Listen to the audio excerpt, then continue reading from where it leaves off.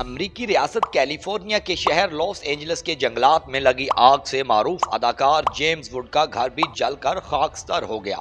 Los Angeles के जंगलात में लगने वाली इस आग से मारूफ शोबिस शख्सियात के घर जले। शहर के शुमाली इलाकों में तेज हवाओं के बायस फैलने वाली आग ने कई घरों को अपनी लपेट में ले लिया।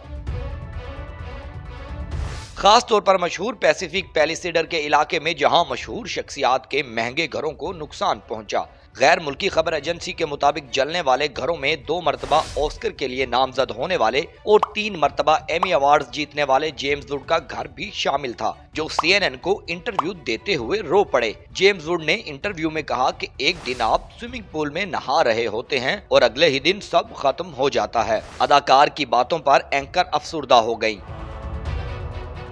अलबत्ता सोशल मीडिया पर जेम्स वुड को सारिफीन की जानिब से कोई हमदर्दी ना मिली। मुतादिद सारिफीन ने जेम्स को वो वक्त याद दिलाया जब वो इसराइल की गजा में की जाने वाली नस्ल कशी की हिमायत कर रहे थे। अब्दुल्ला नामी एक सारिफ ने लिखा कि जेम्स वुड, जिनका घर लॉस एंजलिस में लगने वाली आग में जल गया, अब वो अमली तौर पर गजा के फलस्तीनियों के दुख और दर्द को समझ सकेंगे, जिन्होंने इसराइल की हिमायत में फलस्तीनियों को कत्ल करने का मुतालबा किया था। सारिफ ने लिखा, जो कोई नाइंसाफी करता है या उसका साथ देता है, खुदा उसे जल्द या बदेर सजा जरूर देता है। ये खुदाई इंसाफ है जिसे वही समझ सकता है जिसके दिल में कुछ ईमान हो। इसके अलावा अमरीकी इस्लामी स्कॉलर और शहरियों के हकूक पर बात करने वाले डॉक्टर उमर सुलेमान ने अपने ट्वीट में कहा कि दुआ है कि खुदा लॉस एंजलिस और इससे बाहर के मासूम लोगों की जानो माल की हिफाजत करे। इन्होंने लिखा, हम मदद नहीं कर सकते, लेकिन इस बात को नजरअंदाज नहीं किया जा सकता कि गजा के लोग इक्तदार के ऐवानों में जालिमों के हाथों तबाह होते रहे हैं।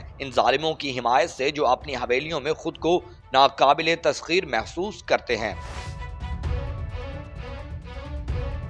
अमरीकी रियासत कैलिफोर्निया के जंगलात में लगने वाली हालिया खौफनाक आग से कई माह ही मशहूर अमरीकी पॉडकास्टर जो रोगन ने इस हवाले से एक तशवीशनाक पेशगोई की थी, जो अब हकीकत का रूप धार चुकी है। जो रोगन ने जुलाई 2024 में अपने पॉडकास्ट में जंगलात में लगने वाली आग के मौजू पर बात की थी। इस पॉडकास्ट के दौरान इन्होंने एक फायर फाइटर के साथ अपनी गुफ्तगू का जिक्र करते हुए कहा, जिसने आग के हवाले से एक तबाहकुन मंजरनामे की पेशगोई की थी। जोए रोगन ने फायर फाइटर के अल्फाज दोहराते हुए बताया कि एक दिन जब हवा की सिम दुरुस्त होगी तो किसी जगह लगने वाली आग पूरे लॉस एंजलिस शहर को जलाते हुए समंदर तक पहुंच जाएगी। इस क्लिप में जोए रोगन ने जंगल में लगने वाली आग के फैलने के खौफनाक पैमाने और रफ्तार को बयान किया। इन्होंने कहा कि ये आग इतनी बढ़ सकती है कि 64 किलोमीटर फी घंटा की रफ्तार से चलने वाली हवाओं के साथ हजारों एकड़ के रकबे को जला सकती है। एक बार जब ये शुरू हो जाए तो ये इतनी फैल सकती है कि इसे बुझाने के लिए कुछ नहीं किया जा सकता।